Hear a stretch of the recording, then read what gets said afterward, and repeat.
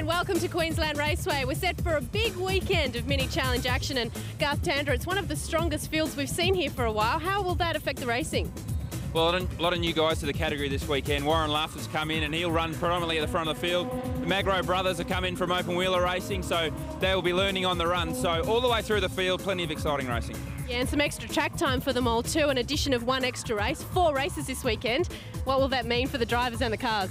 I think for the guys that have come in and new to minis, it'll give them more opportunity to learn on the run. So hopefully that'll mean exciting racing. And it's a soft tyre V8 weekend this weekend, so the track will have a lot of grip. So by the time we get to race 4, it'll be a pretty quick pace. Wow, looks like we've got all the ingredients for a fantastic weekend of mini challenge action. Aaron Noonan has more. The move to a 4-race format isn't the only change this weekend in Mini Challenge.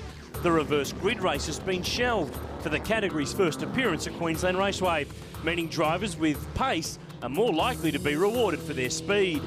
And the man with the speed at the moment is title leader Chris Alajajan, who holds a 46-point series lead coming into round 3. He's now the man everyone has their sights on. Yeah, I feel like a big red dot now, but you know, I am going to be a target to a lot of drivers, you know, in the championship, and especially Paul. You know, he's not going to give up, and you know, that's what makes the interesting racing, and I'm up for that. There are some new faces that have joined in this weekend in the 16-car field. V8 supercar endurance signings Dean Canto, Luke Youlden and Warren Luff are here to stay sharp for Bathurst, and the wheel-to-wheel racing will certainly do that. Look, the cars have got a huge amount of mid-corner grip, and they're so good under brakes that you just naturally end up being able to run very close with each other. So it does provide a lot of good, hard, close racing, but that's what is so fantastic about the category, and that's what I'm looking forward to. Mango farming brothers and former open wheel racers John and Kane Magro have made the long haul down from North Queensland to form a double attack. And Formula V star Stephen Butcher and lady racer Sarah Harley have also made the step up into minis. And if they can go half as well as 2010 standout Sean Carter and Peter McNiven, both should be pleased. Carter sits second in the title chase, and with the experience of Jason Bargwana on his side, might just be a smoky to take out the 7-round series if he can keep his momentum up. It's a different style of driving, and when every car's the same, you've got to try and make every little bit of speed that you can in the corners. And I've been finding that a little bit hard, trying to keep my corner speed up coming from a rear-wheel drive point and shoot sort of thing. So once you get that down pat, it's good, but yeah, it's quite hard to learn. And we can't keep Olympic gold medalist Stephen Bradbury away, who is back to drive the Uberstar car this weekend. But what about the reigning champ? Paul Stokel is an unfamiliar 5th in the championship, 67 points down on the leader. It's time for the Blue Bullet to make its move. Race 1 kicked off festivities at Queensland Raceway, and it was going to be a race to remember. Warren Luff starting from pole, Paul Stokel the reigning champion. From the outside of the grid, Luke Youlden and Dean Canto, former FPR teammates, are now going against one another on row 2. Much smaller version of a race car that they're in, but certainly race experience, and to see pretty much the full field get through turn 1 nice and cleanly. Now down the back, Chris Alajajan was relegated from qualifying. There he is in the blue and yellow car, working his way through, was moved to the rear of the grid for an infringement in qualifying. So this is a chance for Stokel to get himself back in the championship picture. Certainly is, and with Alajajan that far back and Stokel in the lead, this is exactly what Paul Stokel would have hoped for. A good, nice, clean start. Now he needs to put his head down and try and pull a gap so he can maximise these points haul. Hard on the brakes down at turn 3. Matt McKeldin goes flying in there. The only way that he stopped is because he slammed into Stephen Butcher. Last year's series champ was back to his best.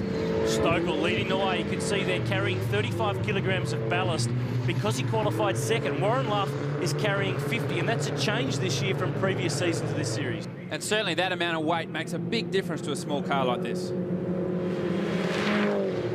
But as the lead cars headed onto the final lap, the race changed in an instant.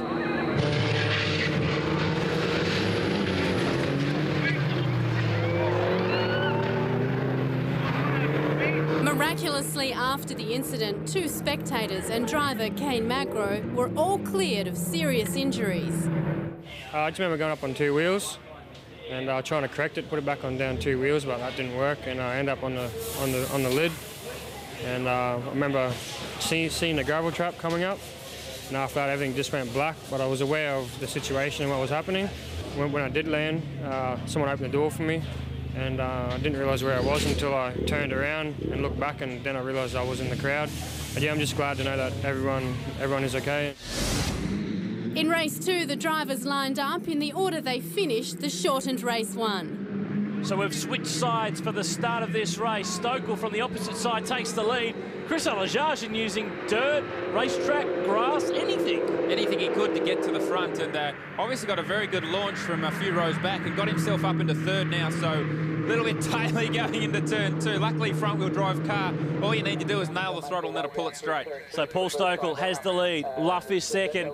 Then it's Chris Alajarjan. Sean Carter is right in there as well. With these front-wheel drive cars, rear tyre temperature is so hard to achieve. Well, it doesn't happen. So obviously all the steering, majority of the braking and all the power going through the front tyres. The rear tyres are just following in their front tyres' tracks. We go on board with Sean Carter, and one of the trademarks of mini racing this year is the nice close battle, and we see there Sean getting through. Chris Alajarjan up to second. He's through on Warren Luff. Sean Carter out through the dirt and the grass, but we'd expect Alajarjan to be quick because he's carrying no weight ballast. Alajarjan finished race 1 in 6th place, so that does not give you any penalty ballast, so he's going to charge through the front of the field. As we see now, Dean Canto, as we can see that sticker on the back of his rear window saying 30 kg, so he's got some success ballast on, but still managing to go forwards. In car with the young Victorian who just shoots straight back down. Of course, Canto's carrying 20 more kilograms. Carter gets a good run, and that's the result. Well, with a car that's so small like the Minis, any sort of weight like that makes a massive advantage, and that was a very graphic example of what only 20 kilos can do to the performance of these cars. Fight for the lead, turn 3, Alajarjan not afraid to go the outside option. He's trying to get through on the reigning champion, and he's got serious pace because he just doesn't weigh as much as Paul Stokel's car. He'll eat him alive. This is Paul Stokel's worst nightmare. The championship leader has fought back. He's got no penalty ballast, and here he is racing for the lead. Stokel back up the inside, though. Great job into turn 4. Alajarjan looking for the switch back to turn 5. It's on again, and Alajarjan, this time, though, goes for the inside. He's on the right side of the road. We can see the bumps on the brakes into turn 3. Chris has gone very, very deep. Well, he manages to get it stopped. Stokel's going to try the over and under move, but what that will do is actually position him on the wrong side of the road going up towards turn 4. And this weight, it hurts everywhere. Under brakes, under acceleration, turning the car at the corner. You just don't escape it, do you? Well, what it does, it provides great racing because the guys at the lead, sure, they've got a penalty, so they can't race away. You see here, Stokel, he's trying to keep as much momentum up as he can. Chris Alajarjan from 6th on the grid. It's been a tough start to the weekend, but this is a really nice way to bounce back. No weight ballast on board, and Alajarjan will cruise to the win in race 2. Importantly for Stokel, he finishes 2nd. Luff, Carter and Canto, the top 5. Gavin Ewart flying the flag for the Kiwis in 6th place.